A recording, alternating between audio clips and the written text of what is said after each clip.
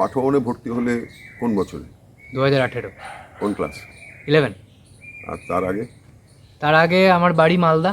হ্যাঁ। মালদাতে ওখানে ললিতমোহন শ্যাম মোহিনী উচ্চ বিদ্যালয় বলে একটি স্কুলে, ক্লাস 10। ওই স্কুলে একদম শুরু? ও না, প্রথমে আমি এবিসি কিন্ডার গার্ডেন বলে একটা স্কুলে আমি ক্লাস 2 অবধি পড়েছিলাম। তারপরে আমরা 2010 সালে মুভ করি, আমার মা নতুন ফ্ল্যাট নেন, তো তখন অজিত মেমোরিয়াল স্কুলে পড়েছি। দিয়ে তারপরে 5 to 10 হচ্ছে ললিতমোহন স্কুলে। তারপরে মা 10 নতুন ফ্ল্যাট নিলেন মানে বাড়িতে কে আছেন? বাড়িতে মা আর দিদি। বাবা গত বছর মারা গেছে। আচ্ছা, তখন ছিলেন? তখন ছিলেন বলতে হ্যাঁ, মানে অ্যাকচুয়ালি 2010 সাল থেকে আমার মা বাবা ওনারা আলাদা। একসাথে থাকতেন না। তো বয়স কত ছিলেন। তোমার যখন আরো আলাদা হলেন? আমি ক্লাস 2 এ পড়ি, অ্যারাউন্ড 9, 8-9 মানে এরকম ক্লাস হবে। 2 তখন? ক্লাস 2 আমার তখন। মায়ের সঙ্গে থেকেছো, মাই বড় করেছে? মাই বড় করেছেন। শান্তিনিকেতনে পড়তে আসবে, ইচ্ছেটা কি মায়ের না তোমার? শান্তিনিকেতনে অ্যাকচুয়ালি এটা প্রথমে ইচ্ছেটা আমার ছিল, হ্যাঁ। ক্লাস 10-এর পরে আমার বাইরে পড়ার একটু ইচ্ছে ছিল। এইবার কলকাতা সাইডে পাঠাতে মা সাহস পাচ্ছিলেন না, তো তখন আমি শান্তিনিকেতনে পাঠাবো ওনার কথা তুলি বাড়িতে। এবার প্রথম দিকেও তারা একটু দোনোমনোতেই ছিলেন যে পাঠাবেন কি পাঠাবেন না। এবার আসলে ব্যাপারটা হলো যে যখন মেরিট লিস্টে নাম বেরিয়েছিল তখন ইন্টারনাল এক্সটার্নাল সব মিলিয়ে আমার নাম 1 নম্বরে ছিল। তো তখন ওনারা ভাবলেন যে নামটা যখন উঠেছে এই সুযোগটা ছাড়া ঠিক হবে না। মেরিট লিস্ট কি তুমি ভর্তি পরীক্ষা দিয়েছিলে নম্বর না, অনুযায়ী? নম্বর অনুযায়ী, আমার মাধ্যমিকের নম্বর অনুযায়ী। তখন তো পরীক্ষা হয়নি। অ্যাপ্লাই করলে মেরিট লিস্টের নাম হলো এবং তখন বাড়ির সকলে ভাবলেন যে তাহলে হ্যাঁ, ঠিক আছে। দেওয়া যায়। আর শান্তিনিকেতনে এলে একটু গান বাজনার সুযোগ বেশি থাকবে, এরকম কি মাথায় ছিল কিছু? এরকম, হ্যাঁ, এটা একটা ছিল। কারণ আমার আম, আমার একটা ইচ্ছে ছিল, আমার বাঁশি নিয়ে এগোনোর ইচ্ছে ছিল। এবার তখন আমি জানতাম না যে সঙ্গীত ভবনে বাঁশিটা নেই। তো আমি একটা ওরকম প্ল্যান করে এসেছিলাম যে এখানে আসবো, যে সঙ্গীত ভবনে আমি 11-12 করার পরে সঙ্গীত ভবনে বাঁশিটা নিয়ে পড়বো। কিন্তু তারপরে জানতে পারলাম যখন বাঁশিটা নেই, তখন ওই জন্য তখন ডিসিশন নিলাম যে ইংলিশে দিয়ে আমার ইংলিশে মাস্টার্স গত বছর কমপ্লিট হলো। আর বাঁশিটা শিখছো কবে থেকে, মানে কোন বয়স থেকে? বাঁশি 2016, আমি তখন ক্লাস 9, বেশ। তখন থেকে। আর তার আগে আর কিছু গান বাজনা? তার আগে হ্যাঁ, আমার প্রথম ইনস্ট্রুমেন্ট হচ্ছে আমার দাদুর কাছে, সন্তোষ কুমার গুপ্ত, ওনার কাছে হচ্ছে আমার তবলা শুরু। দিয়ে গান, মা আর দিদুনের কাছে আমার গান। আমার আমার মা আমার দিদুনের বড় দাদা, যাকে উনিও গত হয়েছেন, ওনাকে আমরা গান দাদু বলে ডাকতাম। উনি শিলিগুড়ি রেডিওতে সাইড গিটারে, বার গিটারে উনি একজন আর্টিস্ট ছিলেন। তো মা ওনার কাছ থেকে বার গিটার শিখেছিলেন, তো মার কাছ থেকে দেখে দেখে আমি একটু বার গিটার শিখেছি। ছবি আঁকা ছিল। আর তারপরে 2016-তে যখন বাঁশি শুরু করলাম তখন দেখলাম যে না, এটাই আমার মেন লাগছে। হঠাৎ বাঁশি কথা মাথায় এলো কেন? হ্যাঁ, এইখানে গল্পটা একটু বেশ বড় আছে। সেটা হচ্ছে যে আমরা 2010-এ যখন মুভ করলাম ফ্ল্যাটে, তখন পরিচয় বেরিয়ে গেছিলো। আমাদের ফ্ল্যাটেই একজন থাকতেন, মালদা কলেজের প্রফেসর, পলিটিক্যাল সায়েন্সের প্রফেসর দেবকুমার সিংহ। তো উনি আমার মায়ের কলেজ লাইফে জুনিয়র ছিলেন। তো সেখানে উনি মাকে চিনতে পেরে গেছিলেন, আর আমরা মামা বলে ডাকতাম। এবার মামার একটা ব্যাপার ছিল যে মামা পলিটিক্যাল সায়েন্সের প্রফেসর হলেও ওনার ইংলিশটা খুব ভালো ছিল, এবং তার সাথে উনি প্রফেশনাল ফ্লুট বানিয়ে ওয়ার্ল্ড ওয়াইড একটা ওনার বিজনেস ছিল। আচ্ছা। তো এবার 10 অবধি আমি আর আমার দিদি আছে, তো আমরা মামার কাছেই যেতাম, ইংলিশগুলো সব দেখতে টেকতে যেতাম। তো এবার আমরা করতাম কি, স্কুলে যাওয়ার জন্য মা আমাদেরকে কিছু টাকা দিত, আমরা সারা বছর ধরে টাকাটা জমাতাম। দিয়ে মায়ের জন্মদিন মার্চ মাসে, তখন মার্চ মাসে মাকে একটা কিছু দিতাম। এবার 2016 সালে দিদিভাই বলল যে এক কাজ করি, তোর প্রত্যেক বাড়ি তো টাকা দিয়ে দেই, এবার নতুনত্ব কিছু করা যাক, মামার কাছে তুই বাঁশিটা শেখ। আর মামা অনেক ইনস্ট্রুমেন্ট বাজাতে পারে, স্যাক্সোফোন, ভায়োলিন। তো দিদিভাই বললো আমি ভায়োলিনটা শিখি। দিয়ে ভায়োলিন আর বাঁশিতে হ্যাপি বার্থডে টু ইউ তুলে মাকে এটাই গিফট হবে মায়ের। তখন তো এই 2016 এখনো মনে আছে, জানুয়ারি মাস থেকে শুরু করেছিলাম। দিয়ে প্রথমে তো আওয়াজই বেরোয় না, ফু ফু করেছি, কিছুই হচ্ছে না। দিয়ে করে 2 মাস লেগেছিল আমার কোনোভাবে টেরা ব্যাকা করে একটা হ্যাপি বার্থডে টু ইউ তুলে। তারপরে মার্চ মাসে মাকে যখন এসে শুনিয়েছিলাম, মার তো অবশ্যই খুব ভালো লেগেছিলো। এবং মা তখন আমাকে বলেছিল তুই তাহলে তো মামার কাছে একটু করে দেখতেই পারিস। তো মামার কাছে তখন আমি ওরকম সারেগামা পাধানিসাটা দেখে নিয়েছিলাম, আর অলংকার বাজাতাম, দুটো রবীন্দ্রসঙ্গীত, সোজা রবীন্দ্রসঙ্গীতগুলো বাজাতাম। এইবারে হলো কি যে মামার কাছে আমার যিনি আগের গুরু ছিলেন, তিনি মামার কাছে, ওনার নাম সুব্রত গগৈ, উনিও শান্তিনিকেতনে বিশ্বভারতীতে তবলা নিয়ে পড়াশোনা করেছেন, তারপরে রবীন্দ্রভারতী থেকে বাঁশিতে গোল্ড মেডেলিস্ট। তো সুব্রতদা আমার কাছে বাঁশির সেট কিনতে তখন খুব রেগুলার আসতো। তো এবার একদিন সুব্রতদা এসছে, বাঁশির আওয়াজ শুনেছে, ভেবেছে হয়তো মামা বাজাচ্ছে। তারপরে দেখেছে মামা ঘরে নেই, কলেজে। তো তখন জিজ্ঞেস করেছে পরে মামা আসতে গেলে যে কে বাজাচ্ছে, মামা তখন আমার কথা বলেছে। তারপরে গিয়ে সুব্রতদার সাথে আলাপ হয়েছে, এবং তখন আমি প্রথম, মানে তার আগেও আমি বাঁশিতে ক্লাসিক্যাল অত বেশি শুনিনি, আমি বাঁশিতে টুকটাক গান আর সুর, মেঠো সুর এরকমই শুনতাম। তো সুব্রতদার প্রথম আমি ক্লাসিক্যাল রেকর্ডিং শুনেছিলাম এবং খুব সুন্দর লেগেছিল। একটা সময় যেমন হরিপ্রসাদ চৌরাশি আর বাঁশি, হ্যাঁ হ্যাঁ, মানে তোমার সেটাও শোনা হয়? না না না না, আমি মানে আমি জানতাম, চিনতাম ওনাকে, কিন্তু সেই অর্থে শোনা হয়নি। এইবার সুব্রতদার সাথে কথাটা হলো যে সুব্রতদা আমাকে তখন বললো যে আমি তোমাকে শেখাতে চাই, তুমি যদি শেখো তো আমি শেখাতে চাই। এবার আমি বললাম যে তখন মায়ের সাথে গিয়ে কথা বলো। তো তারপরে সুব্রতদা নিচে এসেছিলেন। এবার সুব্রতদা এখন মাকে বললেন, আমার মায়ের কথা ছিল এটাই যে ওর সব কিছুতেই শখ দুদিনের, ও তবলা ধরে, দুদিন এমন তবলা বাজায় যেন বিশাল কিছু হয়ে যাবে, তারপরে ছেড়ে দেয়। তো দেখো বাঁশিটাও এখন ধরেছে, কতদিন টেকে। তখন আমার এখনও মনে আছে সুব্রতদা একটা খুব ভালো কথা বলেছিলেন।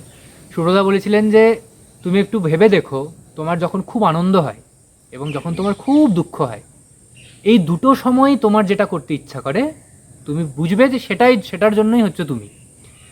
তো আমিও তারপরে 1-2 মাস একটু দেখলাম যে হ্যাঁ, বাঁশিটা সবসময় ভালো লাগছে। এবার জানি না তখন ট্রেন মানে একটা ফ্লোতে চলছিল বলে কি না, কারণ বেশ ভালো লাগছে। তো তারপরে আমি ডিসিশন নিলাম যে হ্যাঁ করবো ক্লাস। দিয়ে সুব্রতদার কাছে, তখন আমার প্রথম সুব্রতদার কাছে আমার শেখা শুরু হলো ক্লাসিক্যালটা, হংসধ্বনি দিয়ে আমার শুরু হয়েছিল। দিয়ে এবার প্রবলেমটা হতো কি, সুব্রতদা নিজে খুব ব্যস্ত ছিলেন এবং সুব্রতদা 3 মাসে হয়তো একবার আসতেন, তখন ওই 3 মাসে একবার আমার ক্লাস হলো, এরকমভাবে হতো। যে তখন সুব্রতদাকে আমি জানতে পেরেছিলাম যে সুব্রতদার শান্তিনিকেতনে সুব্রতদার ঘন ঘন যাওয়া আসা আছে। তো সেটা তখন আরেকটা আমার মাথায় গিয়ে করেছিল, 10-এর পর তাহলে এবার শান্তিনিকেতনে মুভ করতে হবে। দিয়ে তারপরে যখন 10-এর পর শান্তিনিকেতনে মুভ করলাম, আমি একদম সুব্রতদাকে তখন বলে দিয়েছিলাম যে দাদা এবার আমি ক্লাসটা খুব রেগুলার করব, প্রত্যেক মাসে আমি একটা করে ক্লাস করতাম, অনলাইনে করতাম, ফোনেই করতে হতো, কিছু উপায় ছিল না। সুব্রতদা মাঝে মধ্যে যখন আসতো এখানে, তখন অফলাইনে ক্লাস হতো। কিন্তু সেটাও এবার ফোনে ক্লাস, বুঝতেই পারছেন, 5 মিনিট বাজাচ্ছি, তারপর সুব্রতদা বলছে শুনতে পাচ্ছিলাম না, এই করো, এরকমভাবে হতো ক্লাসগুলো। এই করতে করতে আমার 12 কমপ্লিট হলো। পাঠভবনেও টুকটাক আমি অনুষ্ঠান করেছিলাম এদিক ওদিক করে, সাহিত্য সবাই ইয়ে করেছিলাম, বাজনা ছিল, তার সাথে ওই নাটক টাটকে বাজিয়েছিলাম। তো 12 বাজালে পাঠভবনে তুমি যে বাঁশি বাজাও, হ্যাঁ হ্যাঁ, সেই পরিচয়টা পেলো পাঠভবন কি দিয়ে? ওটাই সাহিত্য সভায় আমি প্রথমে হংসধ্বনি বাজিয়েছিলাম, তাই যে তখন থেকেই পরিচয় হলো। তারপরে শোনাও না কিছু, সেই হংসধ্বনি শোনাতে হবে এরকম কিছু নয়? আচ্ছা আচ্ছা আচ্ছা আচ্ছা, নিশ্চয়ই।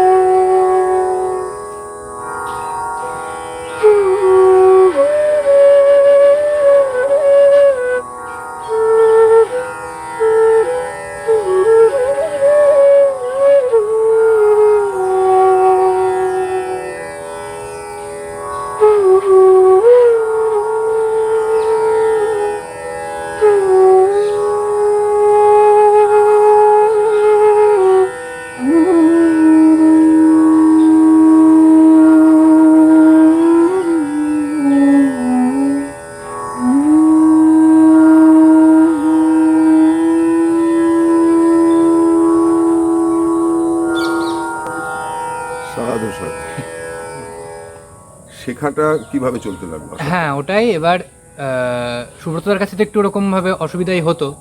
এবার যখন 12 কমপ্লিট হলো আমার, তখন একদিন আমি সঙ্গীত ভবনে একটা অনুষ্ঠান করেছিলাম। তখন সঙ্গীত ভবনের এইচওডি ছিলেন হচ্ছেন হেমন্ত কুমার। ওনার একটা মণিপুরি মাইবিতে আমি বাঁশি বাজিয়েছিলাম। তো তখন সেখানে সঙ্গীত ভবনের একজন প্রফেসর আমার বাঁশি শুনেছিলেন, তিনি হচ্ছেন সুমিত বাসু, উনিও মণিপুরিটি। তো একদিন রাস্তায় যেতে যেতে হঠাৎ করে সুমিতদার সাথে দেখা। সুমিতদা আমাকে বললো যে হ্যাঁ রে, আমি আমার ছেলের ইংলিশ পড়ানোর জন্য টিউশন খুঁজছি, তো চেনা জানা কেউ আছে? তো আমি বললাম আমি তো পড়াতে পারি, আমি তো ইংলিশেই। তখন ভর্তি হয়ে গেছি আমি। তো তখন 2020 সাল, 2020 বা 21-এর শুরুতে মনে হয়। তো আমি সুমিতদার ছেলেকে পড়ানো শুরু করলাম। সুমিতদা ন্যাচারালি একদিন বললেন যে বাঁশি নিয়ে আন, শুনবো। সুমিতদার বাড়িতে গিয়ে একদিন রেয়াজ হলো, তো সুমিতদার আনতে চাইলো। তখন আমি বললাম, এবং সুব্রতদার যে গুরুজি সুদীপ চট্টোপাধ্যায়, যার কাছে আমি এখন শিখছি, পণ্ডিত সুদীপ চট্টোপাধ্যায়, তো আমি ওনার কথা বললাম। এবার বললাম আমার ওনার কাছে খুব শেখার ইচ্ছে আছে। সুব্রতদাকে আমি কয়েকবার বলেছিলাম, তো হয়নি। তো এবার সুমিতা তখন বললেন যে সুদীপ, ও তো আমার বন্ধু, ভিডিও কলে কথা বলবি? এবার সুমিতা তখনই ভিডিও কল করে আমার সামনে ধরিয়ে দিয়েছে। এবার আমার কাছে একটা ব্যাপার ছিল যে পণ্ডিত সুদীপ চট্টোপাধ্যায়, উনি কি আর জাস্ট এরকম শুনবেন? তো গুরুজি সেদিন প্রথম আমার বাঁশি শুনেছিলেন, হংসধ্বনি বাজিয়েছিলাম। দিয়ে তবে গুরুজি সেদিন বললেন যে শোনো, তোমার বাজনার হাতটা ভালোই আছে, কিন্তু আমি না স্টুডেন্ট নেই না এখন, তুমি সুব্রতর কাছেই শেখো, তা আমি যা শেখাবো ওই তাই শেখাবে। দিয়ে এই করে ব্যাপারটা মিটমাট হয়ে গেছিলো। তারপরে আবার অনেক দিন সুব্রতদার কাছে ক্লাস করেছি। দিয়ে সুমিতদাকে আমি আরও 6-7 মাস পরে, মনে আছে আগস্ট মাসের শুরুর দিকে, 2021-এর আগস্টে, তখন আমি সুমিতদাকে বললাম দাদা সুদীপ স্যারকে আরেকবার বলেন না। তখন সুমিতদা বললেন আমি ওকে বলে দেবো, তুই ফোন কর, তুই কথা বল। দিয়ে আমি গুরুজিকে ফোন করেছিলাম। 10 থেকে 15 মিনিট গুরুজির সাথে অনেক গল্প হয়েছিল, কিন্তু তারপরেও গুরুজির শেষে এটাই কথা ছিল যে তুমি তো শান্তিনিকেতনে থাকো, পড়াশুনো করছো, কলকাতায় এসে কি রেগুলার ক্লাস করতে পারবে? তুমি মাঝে মাঝে যখন কলকাতায় আসবে তুমি আমার কাছে এসো, তোমাকে ঠুংরি, কাজিরি, দাদরা যেগুলো আছে সেগুলো আমি টুকটাক লাইট ক্লাসিক্যালগুলো শিখিয়ে দেবো। কিন্তু সেদিনই আমি একটা গুরুজির কাছে ডেট নিয়ে নিয়েছিলাম। দিয়ে 31 আগস্ট থেকে গুরুজির কাছে ক্লাস শুরু হয়। তারপর তো প্রত্যেক মাসে আমি 2টো করে ক্লাস শুরু করি। দিয়ে এই করতে করতে এখন চলছে। লখনৌ গিয়ে আমি কম্পিটিশনে অল ইন্ডিয়া চ্যাম্পিয়ন হয়ে এসেছি গুরুজিরই আশীর্বাদে, এবং গুরুজিও আমাকে খুব ভালোবাসেন। তো এইভাবেই চলছে এখন। আর শেখাইও। হ্যাঁ, মানে অর্থনৈতিকভাবে তুমি কি স্বনির্ভর, না মায়ের উপর এখনো নির্ভর করো? মায়ের উপর এখন কিছুটা নির্ভর করতে হয়, অনেকটা কম। হ্যাঁ, এই যে শেখাও যে, তাতে নিজের শেখার ক্ষেত্রে সুবিধা হয় না অসুবিধা হয়? সুবিধাই হয়, কারণ যে কোনো, আমি শুধু বাঁশি বলে না, যে কোনো ইনস্ট্রুমেন্ট বলে না, যে কোনো কিছুতেই বেসিক্স যে জিনিসগুলো আছে না, সেগুলো যত বেশি চর্চা করা যায় তত বেশি অ্যাডভান্স লেভেলের কাজগুলো অত বেশি সহজে করা যায়। তাই সেই একই সারেগামা পাধানিসা আর অলংকার, সেটাই যত বেশি করি, মানে মিউজিকের ক্ষেত্রে যেটা এফেক্ট ফেলে সেটা হচ্ছে যে সুরগুলোকে ভিজুয়ালাইজ করা যায়। কোথাও হয়তো একটা ধরেন তানপুরা বাজছে, ট্রেনটা চলে গেল, কোন নোটটা বাজলো ট্রেনে, সেটা ভিজুয়ালাইজ করা যায় যত বেশি বেসিক্স সারেগামা পাগুলো প্র্যাকটিস করা যায়। এই সম্পর্কে কোনো দর্শন বা এই যে শ্রীকৃষ্ণের হাতে বাঁশির তার যে একটা আধ্যাত্মিকতার, তার যে একটা সম্পর্ক, গুরুজির সঙ্গে এরকম কোনো কথা কখনো হয়? গুরুজির সাথে, হ্যাঁ গুরুজির সাথে হয়। এই ধরনের কথাগুলো অ্যাকচুয়ালি গুরুজির ওয়াইফের সাথে অনেক হয়। উনি হচ্ছেন ঠুমরি স্পেশালিস্ট, বেনারস ঘরানার। তো ওনার সাথে এগুলো হয়। এবং মানে আমার যেটা খুব ভালো লাগে সেটা হচ্ছে যে শুধু বাঁশি বলে নয়, আমাদের যে ইন্ডিয়ান ক্লাসিক্যাল মিউজিক আছে না, এই ক্লাসিক্যাল মিউজিকটা একটা বড় দর্শন। প্রত্যেকটা রাগ, সেই প্রত্যেকটা রাগের গাওয়ার ধরন এবং দিনের কোন সময়ে গাইছি, সেগুলো প্রচুরভাবে ম্যাটার করে। হ্যাঁ, তো এগুলো যখন আমি এখনও আমি ওই লেভেলে বাজাতে পারি না, আমার গুরুজির বাজনায় যেটা পাওয়া যায় একটা, এবং গুরুজি এটা বলেন যে এটা অ্যাকচুয়ালি মানে আমরা এখন যে বাঁশিটা বাজাই, আমরা সুরেলা বাঁশি বাজাই, কিন্তু ওই যে নোটগুলোর মধ্যে একটা ইমোশনাল ব্লেন্ড, সেটা আসতে গুরুজি বলেন যে 30-36 বছর বাজাতে হবে, তবে আসবে। তো ওটাই আমি যখন গ্লিম্পসটা পাই না হালকা, তখন আমি বুঝতে পারি যে জিনিসটা আসলে কতটা উজ্জ্বল, কতটা বড় একটা দুনিয়া এটা। হ্যামলিনের গল্প জানো? হ্যাঁ, এরকম আর কোনো বেশ বাঁশির গল্প কিছু শুনেছো কখনো গুরুজি বা গুরুপত্নীর কাছে? না, এই ধরনের গল্প শুনিনি, তবে আম, গুরুজির একটা গল্প শুনেছিলাম যে গুরুজি ছোটোর থেকে তো গুরুজি বাঁশি বাজান। এবার গুরুজির একটা অদ্ভুত ক্ষমতা ছিল, গুরুজি খুব, আর গুরুজির মা ছিলেন রেডিওতে, গুরুজি খুব বড় বড় মানুষদেরকে ঘিরে বড় হয়েছেন, সঙ্গীতে খুব বড় বড় মানুষদেরকে ঘিরে। তো গুরুজির একটা অনেক ছোট থেকে একটা কোয়ালিটি ছিল, গুরুজি যে কোনো গান শুনেই বাজিয়ে দিতে পারতেন। তো মানে গুরুজি ক্লাসিক্যাল শেখার আগেও, মানে গুরুজি যখন 12 বছর বয়স, 16 বছর বয়স, ওই সময়ে গুরুজির হয়তো প্রায় 30-40খানা রাগ অলরেডি শুনে শুনে কান তৈরি হয়ে গেছে। তো ওই জন্য আমি মানে ইভেন তারপরেও যত বেশি গুরুজি চর্চা করেছেন তত বেশি সে লেয়ারগুলো পড়েছে। তো ওই জন্য একই নোট ধরেন আমি বাজাচ্ছি, হ্যাঁ সুরেই বাজাচ্ছি, গুরুজিও বাজাচ্ছেন সুরেই বাজাচ্ছে, কিন্তু একটা আকাশ পাতাল তফাৎ। ঠিক, এইরকম সেইটা অনুভব করতে পারো। একদম মানে একদম, একদম, ওটা সেইটা অনুভব, মানে এখনো অ্যাপ্লাই করতে পারি না, কিন্তু না, অনুভব করতে পারি। ঠিক। এখন যাদের তুমি শেখাও, গুরুজি বিগিনার স্টুডেন্ট একদম হাতে নেন না, ধরে সারেগামাপা শেখানোটা গুরুজি হাতে নেন না, গুরুজি একটু অ্যাডভান্সদের হাতে নেন। তো গুরুজি যে সমস্ত বিগিনারদেরকে পান সেগুলো আমার কাছে আসে। আচ্ছা। তো যারা বাজান এখন যে কজন স্টুডেন্ট আছে তারা খুব রেগুলার ক্লাস করে এবং খুব ভালো প্র্যাকটিস করে। এবার সবাই না খুব মানে নিজেদের একটা কর্মজীবন আছে, একজন আমি যোগা টিচারকে শেখাই, একজন আমি চোখের ডাক্তারকে শেখাই। আচ্ছা, বিভিন্ন বয়সের তোমার শিক্ষার্থী। হ্যাঁ, তো এবার ওনারা তো নিজেই খুব ব্যস্ত থাকেন, তারপরেও দিনে সময় বার করে ওনারা যে করছেন এটাই অনেক। সেটা যদি কন্টিনিউ করে যান, রেগুলারিটিটা অ্যাকচুয়ালি ম্যাটার করে, নট লাইক যে দিনে কতক্ষণ বাজাচ্ছি, ঠিক, বাট নিয়মিত। 15 কি 20 মিনিট বাজাচ্ছি, সেটা যখন রোজ বাজাই সেটাই বেশি এফেক্টটা করে। ছোটরা শেখে? ছোটরা আসলে ছোটদের প্রবলেমটা হয়ে যায় কি, যে বেশিরভাগ যত ছোট আমি আজ পর্যন্ত পেয়েছি কলকাতার সাইডে, সবাই না মা বাবা চাইছে বলে বাঁশি শিখতে আসছে। ওদের নিজেদের ইচ্ছে, মানে ওরা তো জানেনি যন্ত্রের মতো চলে, ওদেরকে 10-12টা জিনিস শিখতে হয়। তো সেই অর্থে হয় কি যে ওরা ইন্টারেস্ট হারিয়ে ফেলে। এবং ঠিক। ওই যে আমি বললাম আমি আজকে প্রফেশনাল বাজাই, কিন্তু আমারই বাঁশিতে আওয়াজ বার করতে 2 মাস লেগেছিল। তো সেখানে একটা বাচ্চা ছেলে, তার সেটা যখন 2 মাস লাগছে, সে তো স্বাভাবিক সে ধৈর্য রাখতে পারে না।